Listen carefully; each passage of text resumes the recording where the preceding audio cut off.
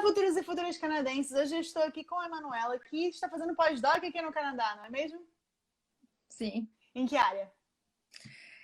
A minha área é microbiologia e imunologia. Bem específico. Bem a cara do Covid. Bem a cara do Bem a Covid. cara do Covid. Então, eu vou deixar ela se apresentar, vou deixar ela contar um pouco da experiência dela para vocês, e aí a gente vai passar para as dúvidas que vocês deixaram na caixinha sobre esse assunto. E é engraçado, sabe o quê? Que essa semana eu já acordei, essa semana, né, tem tipo, acabou de começar a semana, mas assim, nos últimos 3 dias eu recebi, eu acho que foram 3 pessoas que falaram, Kit, finalmente fui aceita no pós-doc, finalmente recebi a carta do pós-doc. Então, assim, eu acho que esse pessoal, espero que esse pessoal esteja aqui na live para assistir o que você vai... uma já entrou, já sei que já foi aceita no pós-doc. Então, eu vou deixar você se apresentar, então, contar um pouquinho da sua história. E não sei se você quer já ir, enquanto você tá contando a sua história, já ir respondendo as dúvidas do pessoal, ou se você quer que eu já faça as perguntas, não sei. Bom, você decide. Eu vou apresentar e aí a gente vai vendo. Tá bom, fechou. Então, meu nome é Manuela, mas vocês podem me chamar de Manu, que é mais fácil. Eu sou biomédica, então eu me formei no Brasil, na Universidade Federal do Triângulo Mineiro, que fica em Uberaba. Depois da biomedicina, eu fiz mestrado em medicina tropical e infectologia. Então, a minha área de pesquisa é especificamente em doenças infecciosas, mais especificamente ainda no Brasil eu trabalhava com o parasito chamado Trypanosoma cruzi, que é o causador da doença de Chagas.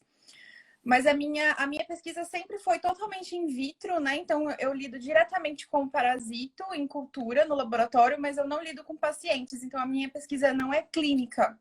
Ela é totalmente laboratorial. Então, na minha área, a gente chama de pesquisa básica, quando é assim. E eu comecei, durante a graduação mesmo de biomedicina, eu comecei minha iniciação científica na área de parasitologia, né? E biologia molecular, que é essa parte de mexer com DNA e tal, então genética mesmo do parasito.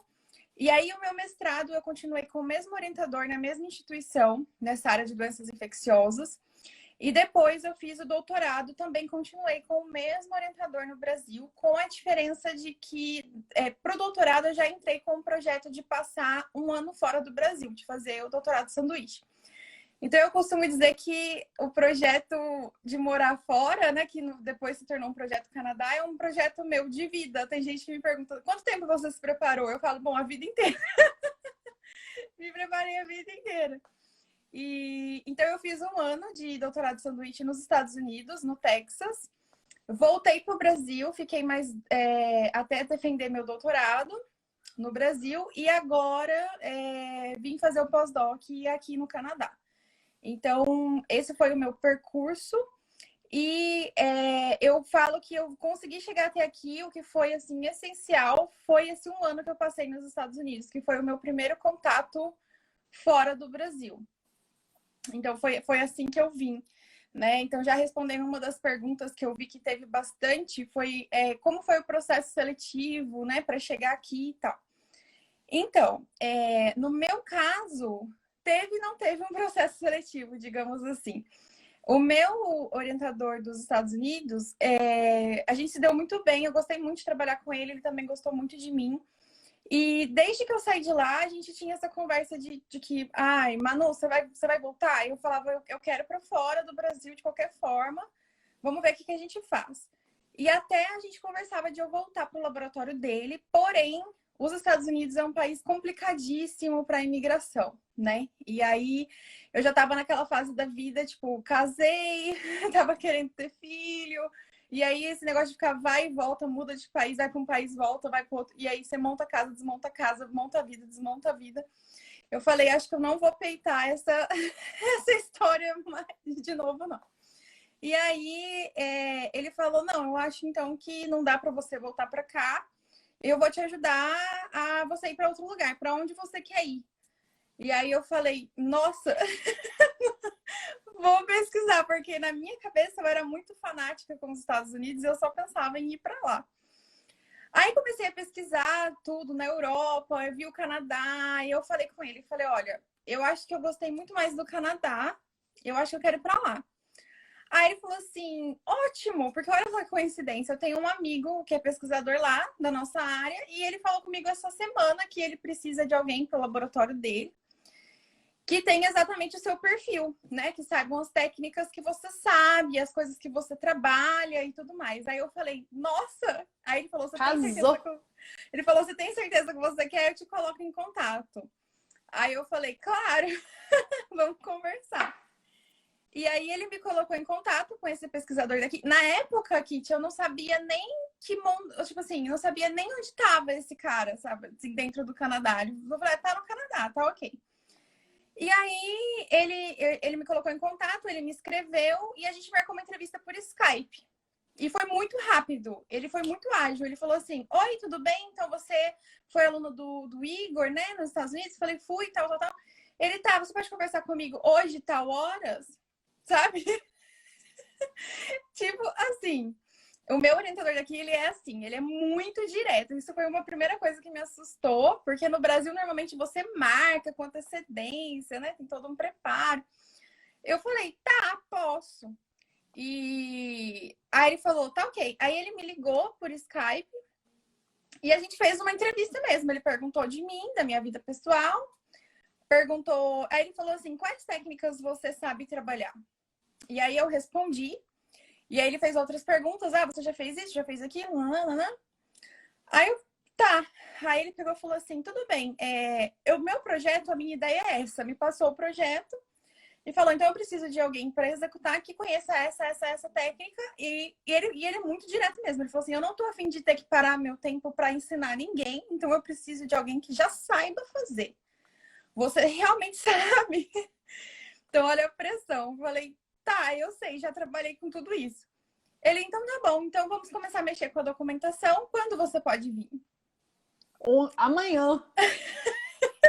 Tipo isso. Foi realmente assim, muito, muito rápido, muito. A gente nem não sabia o que fazer, assim. Eu fiquei, nossa, meu Deus. E assim foi, a gente continuou depois a comunicação por e-mail, a gente não se falou mais por Skype, só por e-mail. E foi assim, aí ele fez a parte dele, né, de documentação, que é a carta convite, a universidade fez a parte do... Porque o pós-doc é Labor Market Exempted, né? Então... É o LMI Exempt, isso. E aí vem essa documentação e foi isso. Aí eu comecei o processo para aplicar para o visto, para o Work Permit e tudo mais. É importante dizer, gente, que quando você vem aqui fazer um pós-doc, isso é com uma permissão de trabalho, tá? Sim. Então, assim, você teve a primeira pergunta aqui, fala assim, serve para o PGWP? PGWP é quando você faz um processo de estudo aqui. Isso aqui é um processo de trabalho. Exatamente. Né? É como se você já estivesse no seu PGWP. Sim, então, tanto é que quando eu falei pro meu orientador lá que eu queria vir para o Canadá, foi exatamente por isso, porque nas minhas pesquisas eu vi que o pós-doc aqui é um trabalho, né? Então, eu não queria, isso para mim era o ponto mais importante, eu não queria sair do Brasil com visto de estudante mais. Porque o meu visto dos Estados Unidos, por exemplo, que era J1, que é um visto de estudante na área de pesquisa, ele me obrigava a ficar no Brasil morando durante 2 anos, como uma forma de pagamento do meu visto. É um acordo entre Brasil e Estados Unidos. Então, quem está aí na área e está pensando nisso, já tem em mente que existe essa regra e não tem como você burlar. Porque depois, quando você vai sair, eles pedem, tipo, é um documento que você tira no consulado, tipo, entradas e saídas do país, e eles vê tudo, tipo assim, tudo, toda vez que você saiu, entrou, enfim, é um negócio complicado. E o segundo ponto, que para mim era essencial, que tem nas perguntas ali também, era em relação ao pagamento, porque quando eu fui para os Estados Unidos, eu fui com bolsa do governo brasileiro, né? Eu fui para aquele programa de Ciências Sem Fronteiras. E isso é outra coisa. Por usar dinheiro do governo brasileiro, a gente tem uma obrigação de pagar isso de volta. Então, a gente não paga em dinheiro, mas a gente paga com permanência no país para trabalhar no país de origem. O que é justo, né? O governo investiu dinheiro em você, então você tem que, em retorno, trabalhar no país, né? Agregando conhecimento. E como eu não tinha mais a intenção de voltar para o Brasil, então eu não queria ter esse vínculo de bolsa brasileira, nada disso. Então, quando eu conversei com ele, com o meu chefe daqui, Ele chama Martin. Eu falei, Martin, ele me perguntou, tem como você vir com Bolsa do Brasil? Porque eu já recebi alunos que vieram com Bolsa do Brasil. Eu falei, não tem como, porque eu já tive essa Bolsa do Brasil para ir para os Estados Unidos e para mim não tá, não, assim, não tá em jogo essa possibilidade, porque realmente... Aí eu expliquei para ele, fui bem sincera, eu falei, a minha intenção é ir para ficar. Então, se for para eu ir e ter que voltar por causa de bolsa, eu nem saio daqui. Uhum. Aí ele falou, não, tudo bem, eu tenho um grant e eu consigo te pagar por meio desse grant. Então, isso também teve pergunta do pessoal relacionada a como que eu recebo. Uhum. Existem bolsas aqui no Canadá destinadas a estrangeiros. Então, quem não é nem cidadão, nem residente permanente, pode aplicar para essas bolsas dessas instituições. Tem os processos seletivos, é uma possibilidade. Mas existe também a possibilidade do próprio orientador pagar via esse grant que é dele, né? Então, é o dinheiro de projeto que ele tem e que ele pode utilizar para pagamento de funcionários, digamos assim. Então, no meu caso, eu vim dessa forma. Então, ele me paga. Entendi. A pergunta aqui, a segunda pergunta. Por onde você recomenda que as pessoas comecem a buscar? Olha, eu acho que o melhor contato da pessoa é o próprio orientador. Porque para fazer um pós-doc, você tem que estar, pelo menos, fazendo um doutorado, né? É essencial. Então, se você está fazendo doutorado, você tem um orientador. Para mim, o melhor ponto de início é o próprio orientador. É você conversar com o seu orientador e falar, olha, eu tenho vontade de sair do país, você tem contato lá fora? Porque é normal eles terem. É normal eles terem colaboradores, pessoas que eles publicam junto. Tanto que, assim, é uma cadeia, né? O meu orientador dos Estados Unidos, ele era contato do meu orientador do Brasil. Então, eu fui do Brasil para esse dos Estados Unidos. Esse dos Estados Unidos tem contato com esse do Canadá. Então, agora eu tô aqui. Esse do Canadá, ele tem contato com gente de outros lugares. Então, se um dia eu quiser sair, ele pode me ajudar também, né? Então, o bom da ciência, eu falo, é isso. Você tem como pipocar para qualquer lugar do mundo. Então é isso. Agora, se você falar assim, meu orientador não vai me ajudar porque existe essa situação de conflito, é normal, ou meu orientador não tem contato com ninguém, aí eu sugiro dar a cara a tapa mesmo. Tipo assim, da sua área de pesquisa, quais são os pesquisadores que estão fora do Brasil, que você gosta, que você conhece o trabalho, isso é muito importante você saber com o que exatamente ele trabalha. E sempre você vai conseguir no site das universidades o e-mail dessas pessoas. E aí, meu conselho é escreva um e-mail, se apresente, fale que você conhece o trabalho dela, o que você poderia acrescentar no grupo dessa pessoa e perguntando se tem vaga. Tipo, você tem vaga? Porque eles sempre têm vaga, sabe? Assim, e se eles não têm, eles conhecem alguém que tem, eles podem, tipo, te indicar, mas é importante fazer esse contato. Aliás, era a minha ideia. Quando eu conversei com o meu orientador dos Estados Unidos, eu estava começando essa busca e eu já tinha, inclusive, escrito para 2 pessoas aqui do Canadá. Mas aí, quando ele falou comigo, interveio e aí fez a conexão direta, fica muito mais fácil, né? Da pessoa confiar. Tanto que o Martin falou para mim, eu confiei que você era boa porque eu conheço o Igor e eu sei que ele não ia me indicar uma pessoa ruim. Então, né? Isso ajuda muito. Terceira pergunta. É simples reconhecer titulações anteriores de países diferentes?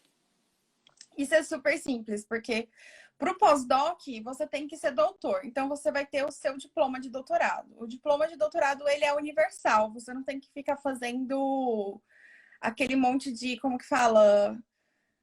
Como se fosse ver as notas, aquele negócio de GPA. Equivalência, não tem nada disso, porque doutor é doutor em qualquer lugar do mundo. Então, a única exigência é o diploma de doutorado com a tradução juramentada. Só. Os outros não precisa. Tipo assim, o de mestrado, de graduação, não tem importância nesse caso. Não precisa validar nenhum. Entendi. Pode aplicar para o Express Entry durante o pós-doc? Então, você vai saber falar melhor que eu, mas do meu conhecimento, como o pós-doc é um trabalho, né? Se você trabalhar, fizer o pós-doc a partir de 1 ano, já dá para aplicar pelo SEC, né? E claro que se a pessoa se enquadrar em outras coisas, ela já pode ir por outros programas, mas por um ano sim. No meu caso, eu tô na província de Quebec, né?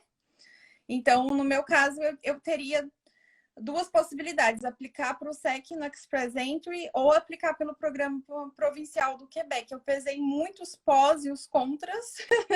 No meu caso, apesar do Quebec ser muito lento, né, no processo, eu optei por aplicar por aqui, mas é por outros motivos pessoais. Se fosse considerando pontuação e tempo de processamento, eu iria pelo Express Entry sem pensar duas vezes. Lembrando, gente, como ela falou, conta assim como experiência de trabalho, que era a pergunta seguinte. O cônjuge tem direito a um work permit? Tem, isso é perfeito. Então, assim, no nosso caso, meu marido veio com o Open Work Permit. E então foi aquela coisa, né? Eu larguei o que eu fazia no Brasil, meu trabalho no Brasil, meu marido largou o trabalho dele, e a gente veio com a cara e com a coragem, com o meu pós-doc para ele procurar trabalho aqui. Agora, a maravilha do Canadá é que só fica sem trabalho quem quer, né? Na minha opinião. O número de publicações faz diferença no processo? Então, depende do processo. Se for um processo de bolsa, é como qualquer agência financiadora, né? O número de publicações pesa, sim. No meu caso, não teve tanto impacto porque, como eu falei, eu fui contratada direto pelo orientador. Então, ele avaliou do jeito que ele quis avaliar para me contratar. Aí aqui tá falando existe bolsa como no Brasil, aí você já falou que existe. Qual o nível de inglês exigido? Então, mesma coisa. Ele nunca me pediu uma prova de proficiência, nada disso. Mas como eu falei, a gente trocou um e-mail. Ele falou, você pode conversar comigo tal horas hoje? E aí a conversa foi em inglês. E então ele avaliou o meu nível de inglês na conversa, digamos assim. Eu não precisei apresentar uma prova, mas ele viu que eu sei, né? E ainda teve o agravante que, no caso dele, inglês não é a primeira língua dele, porque ele é daqui de Montreal, então ele é francófono, né? A primeira língua dele é francês. Mas ele trabalha na McGill, que é uma universidade anglófona, então ele usa inglês o dia inteiro, mas ele tem um sotaque diferente. Então, eu assim, na entrevista eu fiquei meio, ai meu Deus, o que eles estão falando? E todo mundo daqui mistura francês com inglês. Então eu lembro que toda hora ele falava, vou lá. E eu, ai meu Deus, o que vai ser de mim? Penso. Deixa eu te perguntar uma coisa, que eu acho que é uma coisa interessante. A gente ouve muito falar sobre overqualified, né? Então, ter um pós-doc, ter um doutorado te torna overqualified? De certa forma, sim.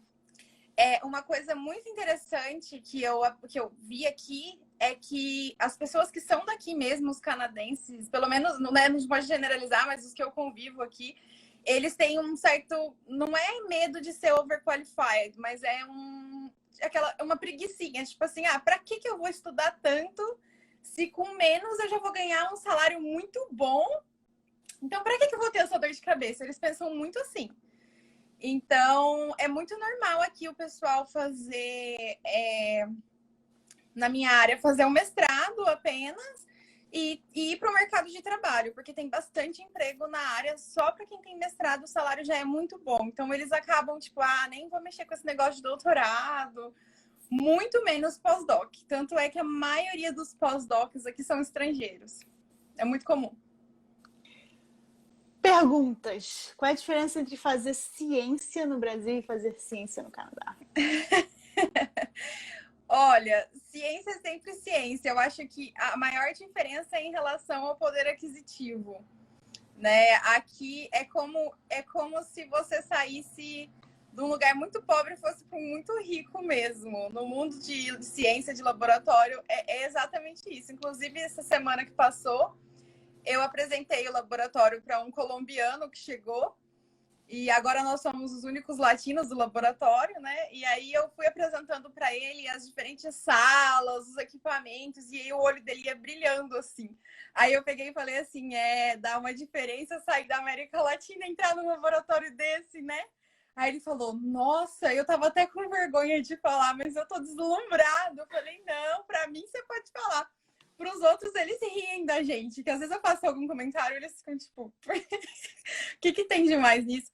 Mas tem muita mordomia. Por exemplo, no Brasil a gente lava a vidraria na mão, né? Tipo, e dá aquelas brigas no laboratório. Ah, você que usou isso aqui, por que você deixou na pia? Agora eu que tenho que lavar. Igual briga de marido e mulher em casa com louça suja na pia. E aqui tem umas máquinas de lavar louça gigantes, assim, sabe? Que você só bota lá as vidrarias e lava sozinho. Reagente, tudo que precisa é muito rápido, muito fácil de comprar, chega muito rápido. Como orientador normalmente tem dinheiro, eles não se importam muito com o valor. Então, no Brasil, eu sempre tinha aquele processo com o meu orientador de tipo, ah, então eu preciso muito disso. Aí, por exemplo, kits, que são conjuntinhos assim de reagentes mais rápidos para fazer experimento do que você fazer tudo manual. Nossa, para comprar um kit eu tinha que dar um argumento no meu orientador, mas assim, um motivo muito especial para ter para comprar um kit. E ainda assim, muitas vezes ele não comprava porque realmente o dinheiro não dá, né? É absurdo, né? No Brasil, o pesquisador tem que fazer com 40, 50 mil reais. E aqui os grants são de milhões, né? De dólares. Então, sabe, não tem nem que passar por ele, para você ter ideia. Tipo, precisa de reagente e a pessoa do laboratório que faz o pedido e compra direto. Só se for uma coisa muito extraordinária para perguntar para ele se pode ou não. E agora sou eu que estou fazendo os pedidos no laboratório, porque a Research Assistant dele está de licença. E aí eu vejo mais ainda isso, sabe? Os meninos vêm para mim, ah, compra isso, compra aquilo, compra isso, compra aquilo, e vai comprando. Então, é muito mais rápido para trabalhar do que no Brasil. Eu falo que o pesquisador brasileiro é um herói, assim. Porque competir para publicar artigo na frente dos caras que trabalham do jeito que trabalha aqui é muito herói. Aqui o reagente às vezes demora uns 60 dias para chegar. Às vezes mais, às vezes mais. Eu já tive reagente no Brasil que levou 6 meses para chegar porque era importado. E é caríssimo, você paga taxa de importação. Aqui, qualquer coisa que eu compre é de uma semana para outra. Agora, por causa do Covid, algumas coisinhas estão levando, tipo, 20 dias, um mês, mas por causa da situação. Mas se for coisa que está tranquila a produção, tem coisa que eu já comprei e já chegou no dia seguinte. Pô. É. Tipo o Amazon Prime. Quase isso. A carga horária dentro desse trabalho é flexível? Olha, é e não é, depende do orientador. Nessa área acadêmica, tudo depende do orientador. No papel, o pós-doc trabalha 35 horas por semana, no papel. Porém, é muito nítido, assim, é muito claro que a gente não pode contar as horas, sabe? Tem que trabalhar o que tiver que trabalhar. Aí, dependendo do orientador, ele vai falar: ah, na minha época eu trabalhava 60 horas, então não reclame de trabalhar um pouquinho assim, assado. Então, depende muito do relacionamento com o orientador, mas um ponto que eu achei muito bacana aqui é que eles entendem muito bem quando você tem família, quando tem filho, etc. Então, se eu precisar levar meu filho no médico, por exemplo, eu tenho um filho que vai fazer 2 aninhos agora, se eu mandar um e-mail para ele falando, ó, meu filho tá doente, eu preciso levar um médico, não tem questionamento, não tem nada, é super tranquilo. Tipo, ah, não, leva, depois pergunta se tá tudo bem. Porque eu acho que eles estão muito acostumados aqui, que tem muito imigrante e as pessoas são sozinhas, né? A gente não tem aquele apoio familiar. Então, se meu filho tá doente, não tem escolha. Ou eu ou meu marido tem que perder dia de serviço. Não tem para quem correr, não tem lado, não tem vó, não tem. Muitas vezes nem amigo tem, né? Então, assim, eles são muito compreensivos, isso é bom.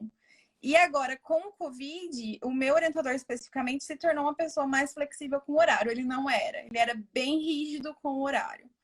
Do tipo, das 9 às 5 era obrigação estar ali. Se tivesse mais, melhor ainda, mas das 9 às 5, obrigação. Agora, por conta do Covid, que tem essa questão do home office, está sendo muito incentivado e tudo mais, então quando não tem experimento de fato na bancada para fazer, aí pode ficar em casa, na verdade deve, né, ficar em casa. Fora que também não pode aglomerar no laboratório, né?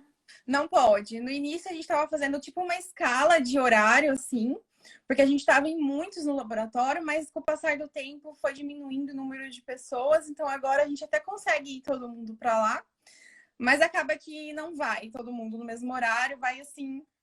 Então ficou mais flexível, sim. Agora sim. Como é a relação com o orientador e integração com o grupo de pesquisa?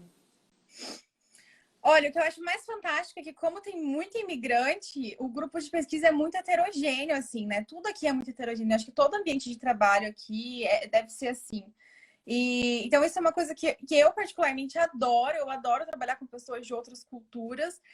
Eu adoro ouvir as histórias. Então, no meu laboratório, por exemplo, a gente tem um outro brasileiro além de mim, mas que agora ele não vai mais, que ele só está escrevendo tese. Chegou esse colombiano agora. Temos um chinês. Temos duas meninas árabes que são de Catar. Tem uma belga. E é isso. Por enquanto, são só esses que estão... E tem uma daqui mesmo, uma quebecois. Então, assim, as meninas de Catar, por exemplo, têm uma cultura completamente diferente da nossa. Eu amo conversar com elas sobre a vida, assim. Elas me contam histórias do país delas.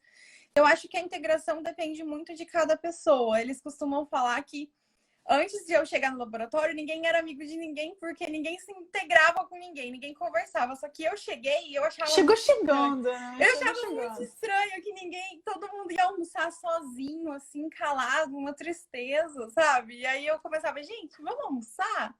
Vocês não querem almoçar?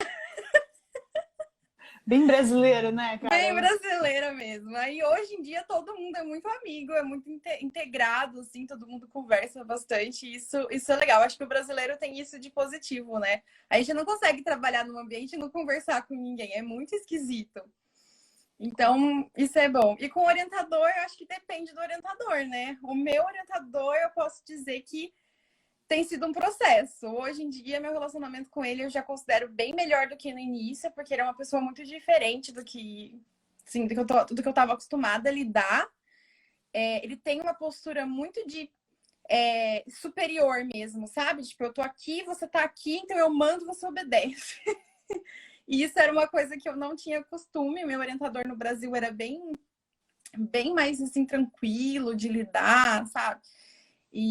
Mas já tá bem melhor. Eu acho que eu precisei passar por um processo de provar meu valor, né? Também quando a gente já tá no nosso ambiente no Brasil, todo mundo já conhece a gente já tem uma história naquele lugar, você não precisa ficar se provando todo dia. E aqui, o que eu mais senti na pele foi isso, ter que me provar, sabe? Provar todo dia que eu sou competente, provar que eu sei do que eu tô falando, provar que realmente eu sou capaz, que eu consigo. Então, é um processo árduo. Essa área acadêmica é uma área de muito ego, né? É Então, uma área de puro ego. Isso é muito triste.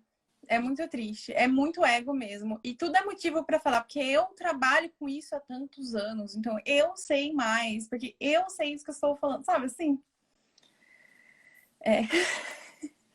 última pergunta, senhorita. Qual o salário e qual a competitividade? Então, o salário, né? Se for de bolsa, vai ser o que a bolsa está oferecendo. O bom daqui é que tem os salários mínimos da carreira. Então, o salário mínimo de pós-doc na McGill, que eu não sei se é por província, se cada instituição tem o seu, mas na McGill é $34.100 por ano. Esse é o mínimo. Só que existem bolsas que são, por exemplo, de 17 mil. Você pode aplicar para essa bolsa de 17 mil, aí o orientador ele tem que completar o valor. Entendeu? Isso é muito comum. E tem bolsas que são maiores, tipo, vai ter bolsa de 45 mil, por exemplo. Se você ganhar aquela bolsa, você vai ficar com um salário acima do mínimo, ótimo, excelente. Então, o salário depende muito mais de se você vai conseguir bolsas e se o seu orientador está disposto a pagar melhor ou pior, né? Então, é isso. E a competitividade? Em relação às bolsas, eu ouço que a competitividade é bem grande. Eles exigem muitas coisas, assim, muita publicação, prêmios, etc, etc. Agora, quando é direto com o orientador, é como eu falei no início, vai depender se vai casar o que ele precisa com o que você tem para oferecer, né? Então, acho que o mais importante é vender seu peixe. Eu vi ali alguém perguntando se eu sabia mesmo as técnicas, se eu não tive que, tipo assim, se alguém me ajudou, alguma coisa. Olha, para ser bem honesta, o pessoal, quando eu cheguei, me ajudou mais a me localizar onde ficavam guardadas as coisas, onde ficavam os equipamentos, sistema de reserva de equipamento, essas coisas, do que técnicas em si. As técnicas eu realmente trouxe o meu conhecimento de antes e é bem solitário. Pelo menos, assim, na minha experiência é bem solitário. Se você não souber, tá enrolado, porque não tem muito para onde correr, sabe? Ainda mais vindo como um pós-doc, porque aqui eles têm uma visão muito séria de que o pós-doc ele já aprendeu o que ele tinha que aprender, então agora ele vai trabalhar, vai executar. Tanto que meu orientador, uma coisa que ele sempre fala é: ai, eu vou dar isso aqui para você fazer, porque eu, ó, não tenho tempo, não tenho saco para ficar ensinando aluno, eu não quero, sabe? Não quero preocupar com isso aqui. Então, quando ele vem para mim com alguma coisa, a pressão é bem grande. Tipo assim, faça, não me pergunte nada sobre isso. Parte do princípio de que você já sabe, então vai e faz. E eu peguei coisa para fazer quando eu cheguei que eu nunca tinha feito. Por exemplo, eu nunca tinha feito teste de medicamento, teste de drogas. E foi a primeira coisa que ele jogou no meu colo quando eu cheguei. E assim, eu fiquei desesperada. E foi aquela coisa, correr, procurar quem sabe para tentar ensinar. E no laboratório ninguém sabia, então é internet. Jogar na internet como é que faz? Mas quando a gente tem a base, a gente se vira, né? Digamos assim. Mas o pós-doc, ele tem essa pressão, sim. E eu acho que não é particular do meu caso, eu acho que é geral, porque eu já, semana retrasada, foi uma pós-doc de um outro laboratório lá conversar comigo. E assim, tinha um monte de e-mails que me colocaram no meio de que ela não estava conseguindo fazer uma extração lá de RNA, uma coisa assim. E tava, tipo, todo mundo abismado como que a pós-doc não estava acertando fazer aquilo lá, que ela já estava perdendo 2 meses de trabalho fazendo a mesma coisa. E aí me botaram nesse e-mail, porque é uma das técnicas que eu faço, e mandaram ela ir lá me procurar, me encontrar, para conversar comigo, tipo assim, para eu achar o erro dela. Então, quer dizer, o orientador não estava achando o erro ou o problema, sabe? Me botou para conversar com ela e eu tive até que dar a amostra minha para ela comparar, para ver o que estava acontecendo. Então, pode ser bem tenso, sim. Mas foi o caminho que você escolheu para você, não foi? Sim, Tá feliz? sim. Eu gosto muito dessa área de pesquisa. Eu tô super feliz, eu adoro ter vindo para cá. Eu gosto demais do Canadá, assim, super me identifiquei aqui. E para mim é um passo, sabe? Eu vejo isso como um passo. Eu não vou ser pós-doc para sempre. Até teve alguém que perguntou se é só por 5 anos mesmo depois do doutorado. É só por 5 anos depois do doutorado. Então, meu prazo logo se esgota também, porque eu defendi no final de 2018. Então, eu tenho até 2023, né, para fazer pós-doc. Depois disso, já não posso mais. Então, é isso. É um passo para construir o nome. Eu acho que para quem está no Brasil e está fazendo doutorado ou já fez um doutorado, mas está nesse gap dos 5 anos ainda, é um excelente meio de vir para cá. Porque além de ser um visto de trabalho, né, uma permissão de trabalho, é uma experiência de trabalho que conta para a imigração e conta também depois para adentrar o mercado canadense em outras coisas, né? Bacana, bacana. Manu, muito, muito, muito obrigada. Eu acho que a Paula falou, eu acho que essa é a primeira live sobre pós-doc, né, do YouTube para brasileiros. Então, muito, muito obrigada por ter cedido aí esse tempinho para responder as dúvidas do pessoal. Eu acho que eu respondi, eu acho que eu perguntei tudo aqui. Acho que eu perguntei tudo. Eu vou deixar você se despedir do pessoal. E, pessoal, quem gostou da live, não esquece de sentar o dedo no coraçãozinho, no joinha, em agradecimento aqui a Manu pelo tempo que ela cedeu para passar esse conhecimento, as experiências dela para vocês. Isso, quero ver isso, cheio de coraçãozinho, assim que eu gosto. E vou deixar você se despedir. Eu que agradeço o convite, eu fico muito feliz de esclarecer algumas coisas, porque na época que eu estava vindo, eu ficava desesperada, eu nunca achei um vídeo na internet de um pós-doc explicando qualquer coisa. Então, o caminho é solitário desde essa etapa, então acho que vai agregar muito. Fico muito feliz, Kit, de você querer agregar para o pessoal da área acadêmica. E é isso. Se alguém quiser conversar comigo, o meu perfil, o meu Instagram é aberto. Pode chegar lá no meu perfil. Eu posto algumas coisas sobre ciência, tem umas curiosidades lá. Ou pode me chamar no direct que eu tiro mais alguma dúvida que tenha ficado aí. Então, vou botar o seu arroba aqui na descrição da live. Pode ser? Pode sim. Perfeito, então. Bom, então, mais uma vez, muito obrigada. Muito obrigada a todo mundo que participou aqui da live. Quinta-feira tem mais live para vocês. E acho que é isso, gente. Boa noite, boa semana e a gente se vê na próxima. Tchau, Tchau, tchau. tchau.